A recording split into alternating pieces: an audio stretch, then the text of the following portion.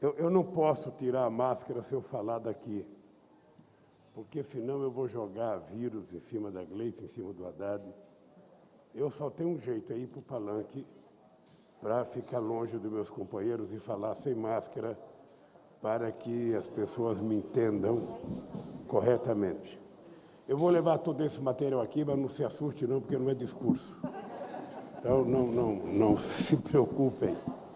Eu vou levar apenas para as pessoas pensarem que eu sou um puta do intelectual, que estou com um monte de documento aqui. Cadê o nosso pedestal aqui? Não tem pedestal? É bom colocar. É bom porque dá mais importância. Coloque esse negócio aqui, que eu vou trabalhar com papel. Aqui tá bom.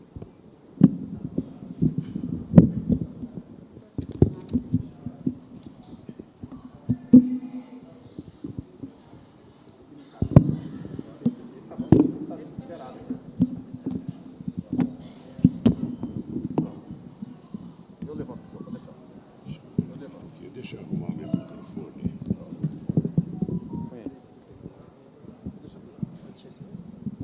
Olha, eu quero, primeiro, cumprimentar os companheiros e as companheiras que organizaram esse evento. Segundo, eu queria cumprimentar a companheira Elisângela, nossa secretária agrária nacional do PT, a nossa companheira Lucinha, a nossa companheira da Secretaria Nacional dos Movimentos Populares, o nosso companheiro líder Bongás, o nosso companheiro Pedro Cusai, deputado federal, coordenador do Núcleo Agrário da Bancária, o nosso querido companheiro prefeito de São Paulo, candidato a presidente do PT em 2018, a presidente da República, o mais importante ministro da Educação que o país já teve e, se tudo der certo, como as águas estão mostrando, poderá ser o futuro governador do estado de São Paulo. Nunca duvidem da capacidade de luta de um professor. E quero agradecer a nossa sempre querida companheira Gleice Hoffmann, orgulho do nosso partido de ter uma mulher dessa qualidade presidindo o partido mais importante já criado na história desse país. Companheira Janja, eu tenho sido escolhido 5 vezes consecutivo pela ONU como o namorado mais apaixonado desses começos de ano por causa da Janja. Eu costumo falar que as mulheres são as mais felizes porque casaram comigo, não. Eu é que sou feliz. E eu estou vivendo um momento importante na minha vida. Primeiro porque eu já tenho 10 anos a mais do que minha mãe. E quando eu era pequeno, eu jamais imaginei que eu ia chegar à idade da minha mãe. Tenho 10 anos e estou com vontade de viver mais uns 30. Então, significa que vocês precisam se preparar para me aturar, porque eu não quero deixar a relação com vocês e a proximidade que eu tenho. Se prepare, Janjinha, porque a vida será longa, muito longa.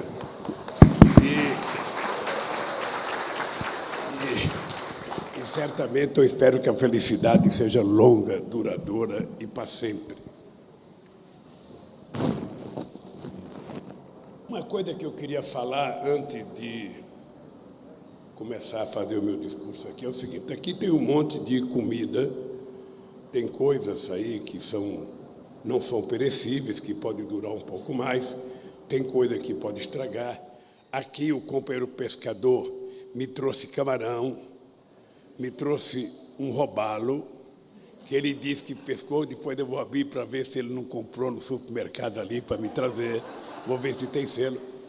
Bem, acontece que nós estamos aqui comemorando o Dia da Alimentação Mundial e nós estamos fazendo esse movimento para tentar mostrar uma certa indignação à sociedade brasileira com relação à irresponsabilidade pela fome existente no terceiro maior produtor de alimento do planeta Terra e no maior produtor de proteína animal do planeta Terra.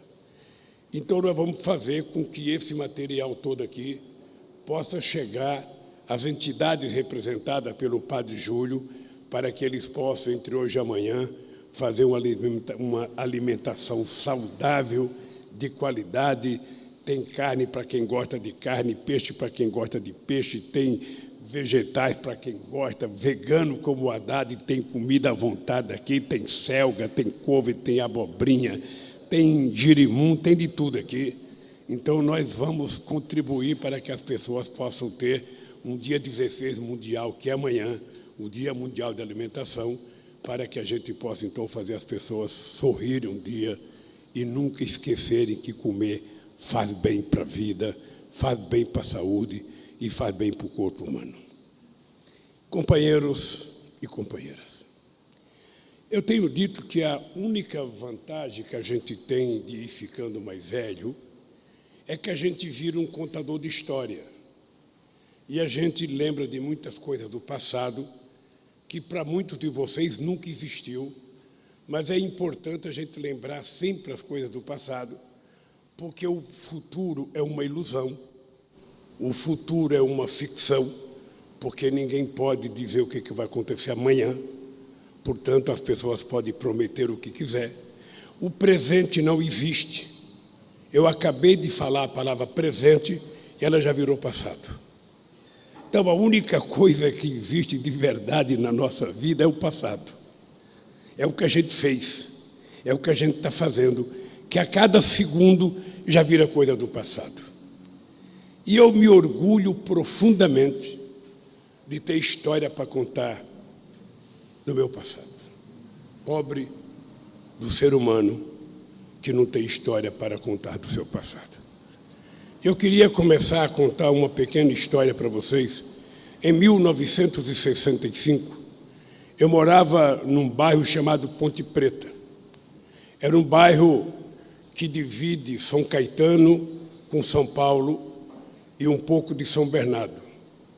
Quem vai pela Via Anchieta para ir para Santos, quando passa, sabe, num bairro chamado Vila Arapuá, a Ponte Preta era do outro lado. E era encostado o Rio dos Meninos, Haddad. Eu saí da Vila Carioca em 1962, onde eu pegava enchente, mas não dentro da minha casa, enchente na rua, e fui morar na Ponte Preta numa casa nova, tinta, a casa cheirava tinta. Eu mudei, acho que em outubro ou novembro, e quando chegou em janeiro, eu tive a primeira enchente de 1,5 metro dentro de casa. E a desgraça da enchente, para mim não era tão difícil, porque eu não tinha televisão. Porque tudo que o pobre quer tirar primeiro, depois que tira os parentes, é levantar a geladeira, é levantar a televisão, é levantar a cama para não estragar. Eu, naquele tempo, não tinha nem televisão nem geladeira. Mas eu convivia com enfrentamento com rato, tentando sobreviver, nadando dentro do quarto. Às vezes você acordava 2 horas da manhã, Haddad, com a água tomando conta da casa. 2 horas da manhã, 1 hora da manhã, meia-noite, ela não avisa quando vem. E aí era barata tentando se salvar, sabe? Era rato tentando se salvar, era fezes boiando no meio da casa. E você não tinha que ficar preocupado com aquilo, você tinha que ficar preocupado primeiro em tirar a nossa mãe de dentro da casa para colocar ela num lugar seguro, ou a casa de um vizinho, ou um lugar mais alto. Naquele tempo a gente levava numa espécie de uma sede de time de futebol que tinha lá, chamado Ponte Preta, era lá que a gente levava. Para a gente jovem não tinha nenhum problema enchente. Eu lembro que eu tinha uma câmara de pneu de caminhão, a gente enchia a câmara, amarrava uma corda e a gente ia nas casas tentar salvar outras pessoas. Para nós era uma diversão, mas para as crianças e para as pessoas mais idosas era um sofrimento não ter onde dormir, dormir molhado, não ter roupa para trocar, sabe? Era uma vida de inferno. Eu sei que muita gente vive isso hoje ainda, quem sabe até em pior situação, porque a solidariedade diminuiu muito com o passar do tempo. E eu, junto com esse miserê que eu vivia, a gente era tão azarado que eu morava na Ponte Preta. O meu irmão, o Frechico, foi para Pernambuco, para Garanhuns, ele e um primo meu, e foram para uma quermesse, e nessa quermesse eles ganharam um jipe. E eles venderam o jipe e voltaram e compraram uma casa em frente a onde eu morava, mas numa rua já em São Caetano, na Vila São José. Quem conhece São Caetano, era na rua Padre Mororó, a rua da igreja, e eles compraram uma casa num lugar que não dava enchente, que era mais alto do que o lugar que eu morava. E nós mudamos para aquela casa. No primeiro ano que nós mudamos, o rio chegou lá. O rio chegou lá e mais 1,5 metro de água dentro da minha casa, e outra vez o enfrentamento com rato, com barata.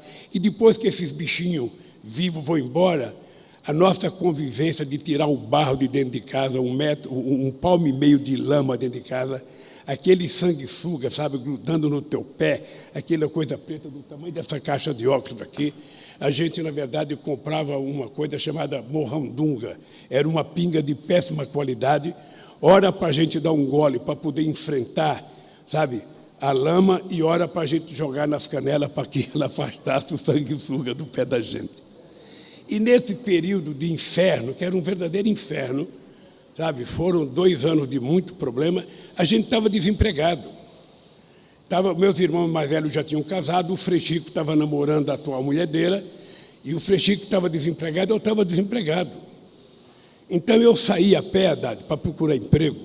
Eu saía de São Caetano, ali na Ponte Preta e na Vila São José. Eu vinha até a Volkswagen a pé pela Via Anchieta, parando em cada porta de fábrica, perguntando, está precisando, está precisando. O cara pegava a carteira profissional da gente, sabe, falava, espera um pouco, eu vou lá dentro ver com o pessoal dos direitos, dos recursos humanos. A gente ficava, às vezes, 1 hora esperando, quando o cara falava, não tem vaga. Não tem vaga. E, naquele tempo, a gente ficava sem comer, porque não tinha dinheiro, a gente ia a pé. E eu fumava. O Haddad, você nunca fumou. Você não sabe o que é o vício. E eu vi aqueles companheiros que estavam trabalhando na porta da fábrica sair para o almoço, jogar uma bituca desse tamanho, e eu ficava com a vontade de pegar aquela bituca, a fumaça queimando na minha frente, o cheiro no meu nariz, e eu não podia pegar. Voltava para casa de tarde, eu tinha um sapato de couro de crocodilo, aqueles couro duro, que uma vez eu estava na porta da Mercedes procurando emprego, e estava demorando, o pessoal saiu para o almoço, o cara vinha palitando o dente, o cara vinha com o lanche na mão, o cara vinha chupando um sorvete, e eu ali em pé com uma fome desgraçada, sem dinheiro para voltar para casa de ônibus, resolvi tirar o sapato. Quando eu fui colocar o sapato não entrou, Haddad. Meu pé estava inchado. Eu tive que voltar para casa da Mercedes-Benz até a Vila São José a pé, com o sapato embaixo do braço. Quando eu cheguei em casa, o Frei Chico me xingou. Ah, você é vagabundo, você não quer trabalhar. Eu meti um sapato na cara dele, sabe? Porque eu estava... Realmente é muito triste, é muito... E quando a gente tem uma profissão, o cara ainda pegava a carteira profissional da gente e anotava lá o endereço, se aparecer uma vaga, eu chamo. Mas para o trabalhador que não tem profissão, para uma menina que não tem profissão, ninguém anota nada. É só dizer não tem vaga e a pessoa volta para casa. Eu vivi essa crise 1 ano e meio. E essa crise que eu vivi de desemprego era muito longe da crise de hoje. Porque naquele tempo a gente tinha perspectiva. Hoje a gente não tem perspectiva do que vai acontecer. Não só porque a situação piorou do ponto de vista do emprego, mas porque aquela profissão que nós aprendemos no tempo que era importante não tem mais importância. Hoje, a grande oportunidade de emprego que existe é emprego do aplicativo. Durante um determinado tempo, conseguiram convencer o povo de que, ora, acabar com a CLT é muito importante, porque a CLT significa o custo Brasil, significa tornar o Brasil não competitivo a nível internacional. Então, a produção brasileira fica muito cara, então é preciso tirar os direitos do trabalhador. O trabalhador não tem que ter 13º porque é caro. O trabalhador não tem que ter férias porque é caro. E os empresários falavam na televisão assim, e muita gente de nós acreditava. Falavam o seguinte, olha, nós pagamos R$1.000, sabe, para a Lisângela trabalhar. Mas nós gastamos de obrigações sociais mais R$80. Se a gente não tiver as obrigações sociais, ela poderia ganhar esses 80 e levar para casa. Mentira! Esses 80 viraram lucro dos empresários. Não viraram repartição com os trabalhadores.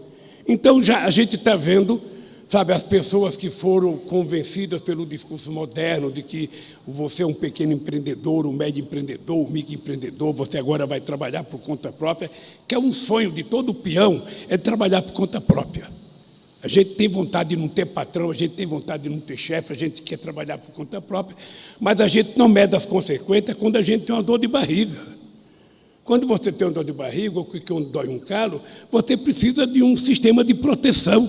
E esse sistema de proteção tem que ser público, porque normalmente as pessoas não podem pagar. Então, essa situação hoje é infinitamente pior, Haddad, do que aquela que eu vivi. E eu chegava em casa, nem sempre a gente tinha comida para comer. Eu acho que muitos de vocês já passaram por isso. Ou seja, mas é muito duro você sentar numa mesa e você ouvir da mãe que não tem comida para colocar na mesa. E o que para mim é gratificante da minha mãe é que a minha mãe sempre dizia, amanhã vai ter. Eu nunca vi a minha mãe nervosa por conta de não ter, ela falava, amanhã vai ter. E o que é grave é que as pessoas que passam fome têm vergonha de dizer que estão com fome. Ninguém sai na rua para dizer, gente, eu estou com fome, eu não tenho comida em casa. Normalmente as pessoas comem mortadela e arrota peru, porque as pessoas falam que tem o que não tem, fala que come o que não come, compra apenas aquilo que pode, não compra aquilo que quer. Porque as pessoas gostariam de ir no supermercado e comprar, sabe, coisas para as crianças, comprar iogurte, comprar refrigerante, comprar tudo aquilo que está na televisão, até porque aquela propaganda que aparece na televisão todo dia não é para toda a população. É para uma parte da população que tem poder aquisitivo. Sabe, eu sou do tempo em que você comprava para os meus filhos, sabe, um Danoninho. Era Danoninho que chamava aquele? Acho que era. A gente comprava e guardava na geladeira, era só um. Se comesse dois, sabe, não era correto, não era democrático, era só um, sabe? E esse era o mundo das pessoas que hoje estão pior. As pessoas estão pior porque não existe hoje a solidariedade que existia. Eu sou do tempo de que as pessoas pediam um copo de leite, um copo de sal. Ah, me dá uma xícara de sal, me dá uma xícara de café, me dá uma xícara de azeite. As pessoas pediam, as pessoas emprestavam. E eu ficava devendo para o meu vizinho uma xícara de sal, uma xícara de açúcar. Era assim que era o mundo, que parecia muito duro, mas se a gente comparar com a dureza de hoje, era um mundo mais solidário. Era um mundo em que a gente tinha uma relação melhor. E eu fico pensando, as pessoas hoje discutindo, todo mundo discute muito futuro, um futuro que a gente não sabe o que vai ser. A nossa experiência de futuro é que tudo vem piorando para muitos e alguma coisa vem melhorando para poucos. Esses dias eu vi na televisão um cara que é dono da Amazon, que comprou um iate por 400 milhões de dólares e comprou um outro iate para descer o helicóptero dele, para não descer no iate de 400 milhões de dólares. Certamente para esse cara melhorou para cacete. Certamente para esse cara melhorou. E para os funcionários dele, será que melhorou? Para os trabalhadores de aplicativo, será que melhorou? Para a população mundial, será que melhorou? O que a gente vê na imprensa é que, nos Estados Unidos, os ricos ganharam muito dinheiro durante a crise e os pobres ficaram mais pobres. Na Europa, os ricos ganharam muito dinheiro e os pobres ficaram mais pobres. E no Brasil, a mesma coisa. Estes dias eu vi a relação de 1.000 empresários que ficaram mais ricos durante a crise. E o povo trabalhador? Ficou mais rico? Aumentou o salário? E as pessoas que não têm profissão? Alguém cuidou deles? Então, essas pessoas que estão com fome não é por falta da produção de alimento no campo. É por falta de dinheiro de comprar alimento. Porque se eu tenho dinheiro e eu vou no supermercado e peço um produto que ele não tem, no dia seguinte o dono do supermercado vai procurar aquele produto para me vender porque tem um consumidor. Mas se eu não tenho dinheiro, se eu passo na porta do supermercado apenas olhando as coisas, vocês já ficaram olhando aqueles frangos assando na frente de uma padaria? Vocês já ficaram olhando? Uma coisa é você ficar olhando aquele frango rodando e você ter dinheiro e não comprar porque você não quer. Outra coisa, Haddad, é você ficar olhando a água, a boca vai enchendo d'água e você vai para casa sem ter o dinheiro para levar o frango. É outra dor, é outro sofrimento que não tem cura se as pessoas não comerem. Porque a fome, você que está conversando com uma pessoa que está com fome, você não sabe se ela está com fome.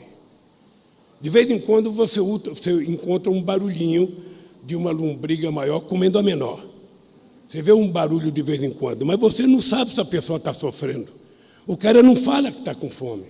Quando nós fomos criar o programa Fome Zero, nenhuma cidade queria ser considerada a cidade mais pobre do país. As pessoas não gostam de ser pobre, verdade. As pessoas não têm orgulho de dizer que é pobre, até porque não é orgulho. As pessoas não têm orgulho de chegar numa rodinha de amigos, num bar, sabe, e mostrar, olha o barraco que eu moro aqui, olha o barraco aqui, tem um buraco aqui, sabe, é 3 metros quadrados, aqui eu durmo com a minha mãe, com meu pai, com as minhas irmãs, aqui a gente faz as necessidades, aqui a gente cozinha. Isso não é motivo de orgulho, isso é depreciativo para a humanidade. Então as pessoas não gostam de contar. O que as pessoas gostam mesmo é de ver as coisas boas. Né? Tudo que é bom desperta no ser humano um desejo. Sabe? Então, a fome é uma coisa que não é o que está com fome que vai poder brigar por ele mesmo. Eu teve um tempo que dizia, eu dizia assim, o cara tem que passar fome para aprender. E a minha convivência com vocês foi me ensinando que a fome não leva ninguém à revolução. A fome leva o ser humano à submissão. Ele fica pedinte. Ele fica submisso, ele fica muito dependente, ele não tem força, ele não tem ânimo. Sabe, o que leva a pessoa a brigar é a pessoa ter resistência física, a pessoa comer todo dia, sabe, a pessoa começa a ter orgulho, ter autoestima. Por isso é que em muitos lugares do Nordeste a gente vê, sabe, os coronéis, aqueles que são deputados, tem um ritual, Haddad, que você aqui de São Paulo não sabe. Mas o coronel do Nordeste chega no final de semana, no sábado, ele senta na varanda da fazenda dele, coloca uma cadeira de balanço, senta, talvez uns cachorrão gordo do lado, sabe? E passa os coitadinhos que passaram a semana inteira trabalhando para ele, pedindo um favor. Eu estava precisando comprar remédio na farmácia, ele dá um papelzinho, vai na farmácia. Mas eu precisava ir ver minha mãe em tal lugar, dava um papelzinho, vai no ônibus. É assim que funciona. Isso, Haddad, isso antes da proclamação da República, quando a gente era império, e até agora continua, porque a cabeça da elite econômica brasileira não mudou. Não mudou. Apenas acabou com a escravidão, teoricamente, em 1888, mas acabou para quê? Como é que era a vida do negro que vivia na senzala e como é que ela passou a ser? Ele passou a ser chamado de vagabundo. Ele passou a ser um paria da sociedade, porque ele não tinha assistência médica, ele não tinha emprego, ele não tinha salário, ele não tinha nada. Então nós temos que ter em conta que nós estamos vivendo um momento em que a cabeça da elite brasileira ainda é escravista. É o único significado da existência da fome. A gente pode produzir o que a gente quiser. Se o povo não tiver dinheiro, ele não come. Não come. Essa fartura aqui dessa foto, a gente pode produzir. Nós temos 4,5 milhões de propriedades rurais, até 100 hectares, que são aquelas que produzem quase tudo que nós comemos, os porcos que nós comemos, os frangos que nós comemos, os perus que nós comemos, é tudo até 100 proprietários. Os grandes já produzem outras quantidades. Né? Esse dia fui dar uma entrevista na rádio, eu dei uma entrevista em Campo Grande e tem uma entrevista lá em Cuiabá. E eu até brincava, os grandes fazendeiros, sabe, eles podem produzir coisa para o país, podem produzir para exportar, tem lá as importâncias dele. Mas se eles quiserem comer uma galinha caipira, eles têm que ir na casa de um pequeno proprietário. Se ele quiser comer um porquinho, ele vai ter que ir na casa do proprietário. Ele não cria isso. Se ele quiser comer uma abobrinha, se ele quiser comer um pepino, se ele quiser, ele vai ter que ir na casa do pequeno ou médio, porque ele não produz isso. Era por isso que eles precisavam respeitar a pequena e média propriedade rural brasileira, que é responsável pela maioria dos alimentos que vai na nossa mesa. E era por isso que eles precisariam respeitar as pessoas podendo comprar as coisas, porque acabaria com a fome. E quando acabasse com a fome, todo mundo melhorava de vida. Todo mundo melhorava de vida. Eu lembro do Paulo Freire dizendo, quando a pessoa come, a pessoa fica bonita. Mas quando a pessoa está com fome, a fome é muito feia. Você vê uma mulher de 30 ou 40 anos no Nordeste brasileiro, aqui na periferia de São Paulo, ela está chupada de fome, porque quem passa fome, efetivamente, fica como resultado da fome. Algum de vocês já dormiram com fome alguma vez? Algum de vocês já viu alguma mulher dar pinga para uma criança para poder enganar a fome? É esse mal desgraçado que nós temos que colocar como prioridade, para a gente poder, sabe, fazer esse país virar um país humanizado, um país civilizado. Sabe, se não for nós que comemos todo santo dia, estender a mão para aqueles que não comem, a gente não vai resolver o problema desse país. Então depende muito de nós que temos consciência política, de nós que temos espírito de solidariedade, de nós que somos pessoas socializantes, de nós que acreditamos que a fraternidade é que tem que permear os passos que a humanidade dá daqui para frente. E eu acho que nós, companheira Gleice, companheira Haddad, companheiros da mesa, nós ainda não estamos conseguindo criar essa indignação na sociedade. E não é só fome de comida. Não é só fome de comida, companheiros. Não é só fome de comida, é fome de tudo. Eu fiz aqui uma relação, eu estou aqui com algumas pessoas para me falar, o Ronaldo, da CONAC, do Quilombo de Campinho, que eu fui visitar lá em Paraty, eu estou aqui com o nome de algumas pessoas. O Haddad, as pessoas não sabem, você sabia, Haddad? Você sabia que no nosso governo nós criamos o Instituto Nacional do Semiárido em Campina Grande, nós criamos o Centro de Tecnologia Estratégica do Nordeste, CETENE, em Recife, que nós criamos o Instituto Nacional da Mata Atlântica, em Vitória, que nós criamos o Centro Nacional de Pesquisa do Pantanal, em Cuiabá, que nós criamos o Instituto Nacional de Águas, em Foz de Iguaçu. Tudo isso nós criamos. Acho que nem existe mais. Acho que vocês nem sabem que nós criamos isso. Porque para destruir é um dia, para construir são alguns anos. Então, companheiros, eu fiz algumas anotações aqui das coisas que nós estamos, sabe, passando fome. Eu prometi não falar muito, porque nós temos que levar logo essa comida para a fazenda que estraga alguma coisa. Mas como eu estava com vontade de fazer isso, porque a primeira vez que eu discuti segurança alimentar, eu lembro que foi o pai do Graziano, o Zé Gomes. A gente fez um ato na Câmara Municipal de São Paulo, onde eu vi um documentário de um cineasta gaúcho, Jorge Furtado, pode ser? Ilha das Flores. Hein? Jorge Furtado. Eu vi um documento chamado Ilha das Flores. Se vocês não viram, entre na internet e assista Ilha das Flores. Foi no dia que nós sanamos a nossa primeira política de segurança alimentar, que depois resultou no programa Fome Zero. E a fome não é uma coisa entendida por todo mundo. Todos vocês sabem que eu tinha uma grande relação com o Chaves. O Chaves não era apenas chefe de outro estado, o Chaves era companheiro. O Chaves era muito companheiro. Mas a questão da segurança alimentar não era da preocupação do Chaves, ele não tinha essa preocupação. Uma vez eu tive uma longa discussão com o Chaves em Recife, uma longa discussão, tentando mostrar para o Chaves, ele tinha acabado de comprar um Sukhoi, aqueles aviões caça da Suécia, e eu falei, ô Chaves, você está comprando aqueles aviões caça, mas os teus pilotos podem não ter ovo para comer, podem não ter leite para comer. Você tem que entender que a arma mais importante para uma guerra é o povo estar de barriga cheia, o povo está alimentado. Se você não tem comida para abastecer o teu soldado, a guerra está perdida. A guerra está perdida.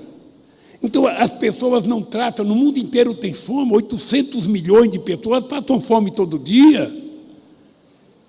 No mundo inteiro, se vocês for analisar quantos trilhões de dólares os países ricos colocaram para salvar o sistema financeiro com a crise de 2008, daria para resolver o problema da fome em todo o continente, em todo o planeta.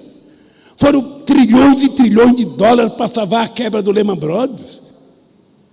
Sabe? E para ajudar a fome, vai através de uma ONG. Porque os países ricos são espertos.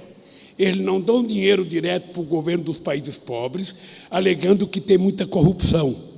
Então, eles dão para a ONG deles. Metade do dinheiro já vai para pagar salário para os funcionários da ONG.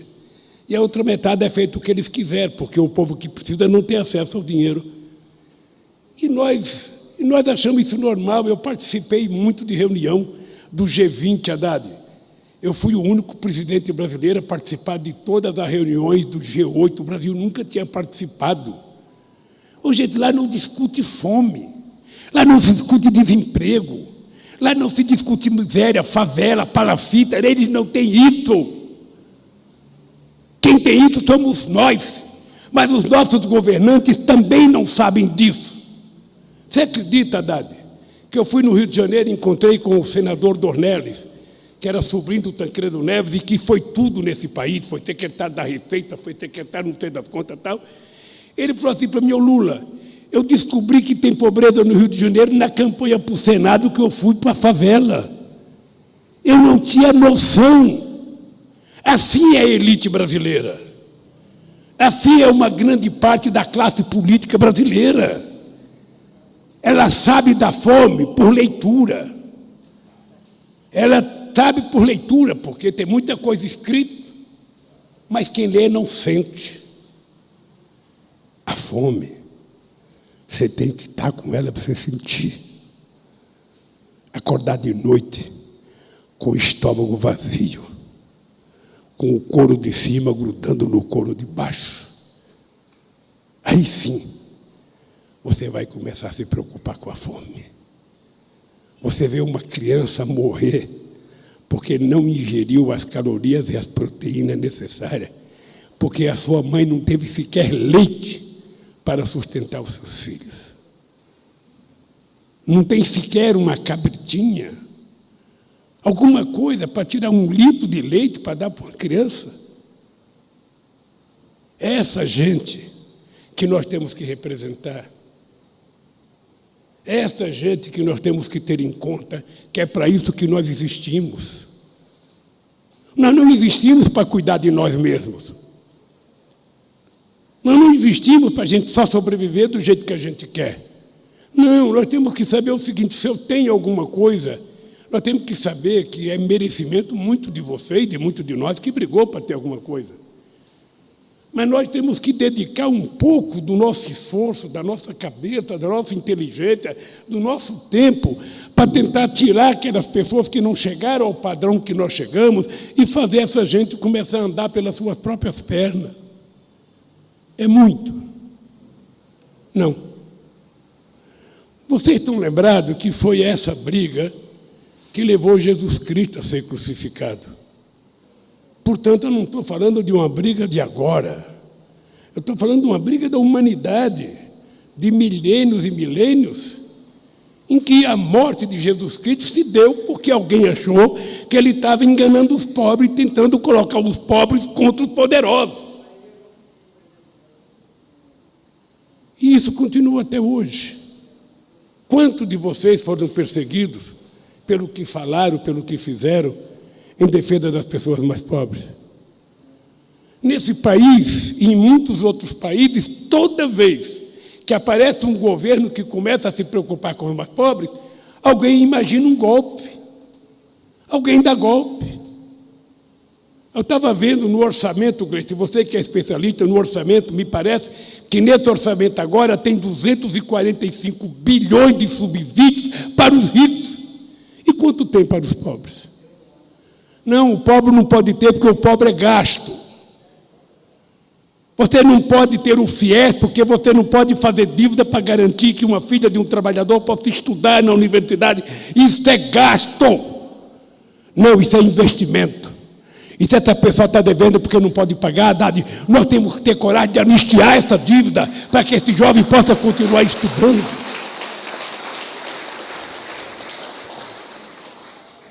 Então, nós estamos falando de fome de comida, mas nós temos muitas outras fomes, gente.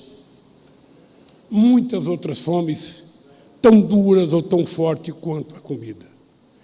Nós temos fome de política ambiental, de preservação das nossas águas, de preservação das nossas florestas, dos nossos animais, da nossa fauna. E do animal, que se a gente não tomar cuidado, ele está morrendo muito fortemente, que é o ser humano. Uma das grandes desgraças é que o ser humano, os mais pobres, não estão morrendo só na Amazônia por causa do desmatamento, do desemprego e da fome, morrem no mundo inteiro pelo esquecimento daqueles que deveriam ter responsabilidade de lembrar. Nenhum presidente de nenhum país do mundo se esquece do orçamento das Forças Armadas. Nenhum país do mundo se esquece dos orçamentos do Itamaraty, do orçamento do Ministério Público, do orçamento da Polícia Federal, do orçamento da Receita, mas se esquece de colocar o pobre no orçamento, porque o pobre não é levado em conta. O pobre é um número. Às vezes, um número bonito para se utilizar em campanha. Eu, há 20 anos atrás, dizia, pobre, sabe, é utilizado como se fosse papel higiênico. Tem uma baita de uma utilidade na época da eleição, mas depois joga ele fora e esquece. Eu estou falando isso, coisa que eu já falei há 30 anos atrás. Eu sou um velho. Eu estou falando do passado, porra. Eu deveria falar do futuro. Mas essa gente que caçou a Dilma, que fez o impeachment da Dilma, fazendo a ponte para o futuro, olha a ponte que eles nos deram, o purgatório. Essa gente faz autocrítica? Não.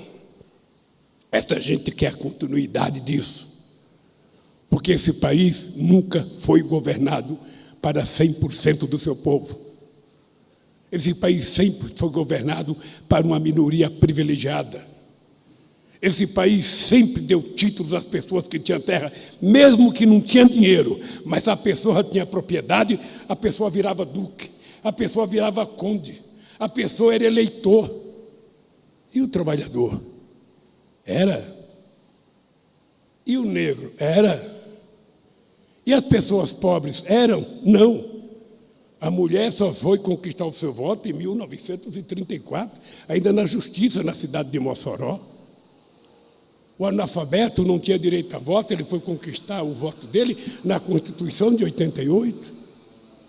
Então, companheiros e companheiras, nós temos fome de emprego, nós temos fome de educação, nós temos fome de cultura, nós temos fome de direitos humanos, nós temos fome de salário justo, nós temos fome de desenvolvimento, nós temos fome de empresas públicas, nós temos fome de justiça, nós temos fome de saúde de qualidade, nós temos fome de água potável, de saneamento básico, de tratamento de esgoto, nós temos fome de habitação, fome de qualidade de vida, nós temos fome de fraternidade, fome de solidariedade, nós temos fome de reforma agrária, fome de crédito para o pequeno produtor, sabe? Fome do incentivo ao pequeno e médio empresário. Nós temos fome de democracia, fome da igualdade, fome de paz, e nós temos fome de amor. É isso que resume a fome que permeia o dia a dia desse país. É possível mudar isso? É. Quem é que pode fazer isso? Nós. Com que instrumento? Com um partido político, com um sindicato forte, com um movimento social forte e com muita coragem.